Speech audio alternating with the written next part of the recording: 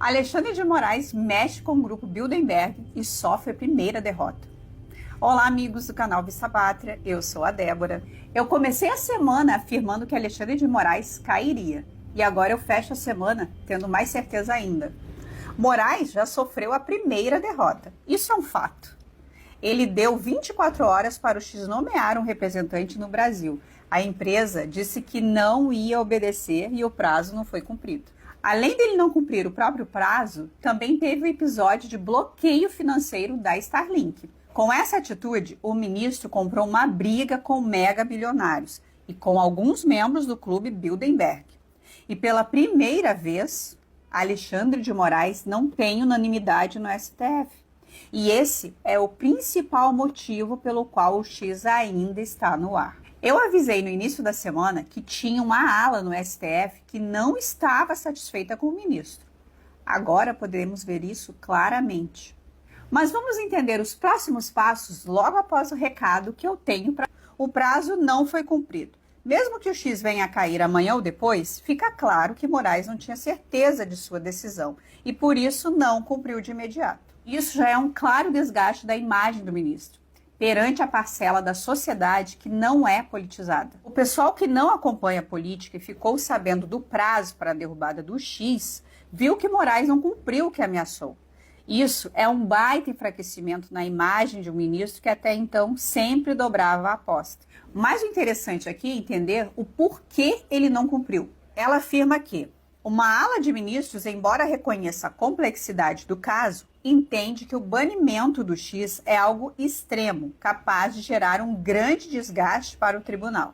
Existe uma ala do Supremo que não quer comprar essa briga e está esperando um maior desgaste do ministro para se levantar contra ele. Esse é o segundo episódio de grande desgaste, pois já temos as revelações da Folha de São Paulo. E se você ainda tem dúvida de que Moraes recuou, eu te provo. O ministro colocou para julgamento nesta madrugada os recursos de Elon Musk. A primeira turma do STF está julgando no plenário virtual. Isso demonstra a narrativa de que Musk está querendo descumprir as decisões judiciais do Brasil. O X questionou juridicamente as decisões, mas nem sequer teria sido apreciado. Moraes ameaçou derrubar o X sem nem sequer colocar os recursos para serem julgados no colegiado da corte. Esse julgamento de última hora mostra como a corte sentiu os efeitos negativos das decisões de Moraes. Eles vão julgar todos os recursos. Depois eles vão levar a questão do bloqueio para o plenário da corte. Moraes não teve respaldo para tomar uma decisão tão drástica sozinho. Antes de ameaçar o X, o Moraes se consultou com 2 ministros apenas. O fato de o STF querer dar uma normalidade ao processo, digo querer porque está longe de ser um processo normal, já é uma vitória de Musk. No meio de toda essa tentativa de demonstração de força, o ministro conseguiu mais desgaste com a sociedade. Quando ele bloqueou as contas bancárias da Starlink, ele impossibilitou a empresa de receber as mensalidades pelo uso da internet. Isso inviabilizaria o serviço no Brasil, afetando um grande número de usuários que vão desde escolas em áreas remotas às Forças Armadas. Elon Musk anunciou que o serviço continuaria funcionando de graça. Ganha pontos com a sociedade, enquanto Moraes só perde. As Forças Armadas, inclusive, notificaram o Ministério da Defesa. Um documento assinado pelo general Márcio Ribeiro aponta que a perda do acesso à Starlink prejudicaria o emprego estratégico de tropas especializadas. Operações em áreas remotas e fronteiriças seriam comprometidas. Ações cívico-sociais em regiões de difícil acesso seriam afetadas. Capacidades operacionais críticas, como comunicação em longas distâncias, seriam perdidas. Agora, a maior briga de Alexandre de Moraes é com os globalistas do clube Bilderberg. Na pressa de vencer Elon Musk, o ministro ignorou um detalhe sobre a Starlink.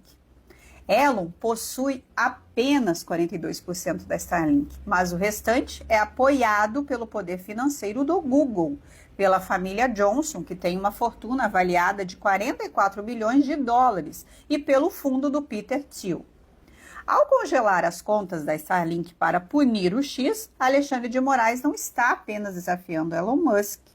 Ele está enfrentando os investidores mais poderosos do Vale do Silício. Mexer com a Starlink, que nem sequer está vinculada ao X, significa que você está brigando com os maiores players da tecnologia. Imaginem só as consequências disso. O Peter Thiel é membro do Clube Bilderberg e os Bilderbergs estão bem acima da turma do Fórum Econômico Mundial. Só para vocês terem uma ideia, a embaixada americana disse agora há pouco que está monitorando o caso. Pessoal, quero ler um texto que saiu na Bloomberg que mostra bem como o pessoal do sistema financeiro está analisando isso. A repressão da Starlink no Brasil, uma dança com desastre? Em uma tentativa equivocada de proteger os grãos da China na década de 1950, Mao Tse-tung declarou guerra aos pardais, acreditando que eles estavam roubando as colheitas.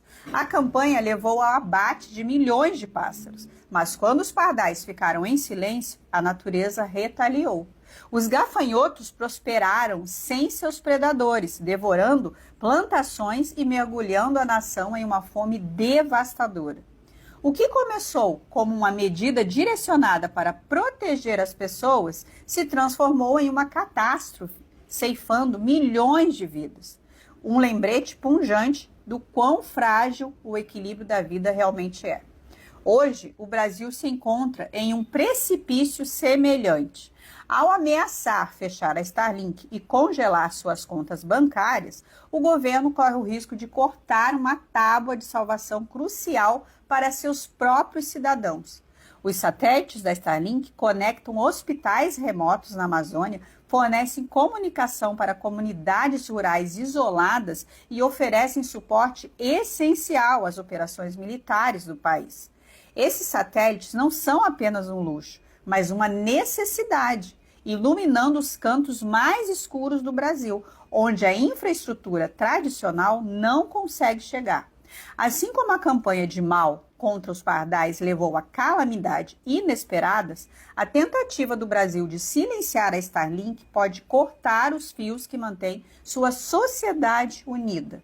Será que a iniciativa de extinguir esse farol tecnológico pode levar a consequências indesejadas, deixando os mais vulneráveis do país no escuro?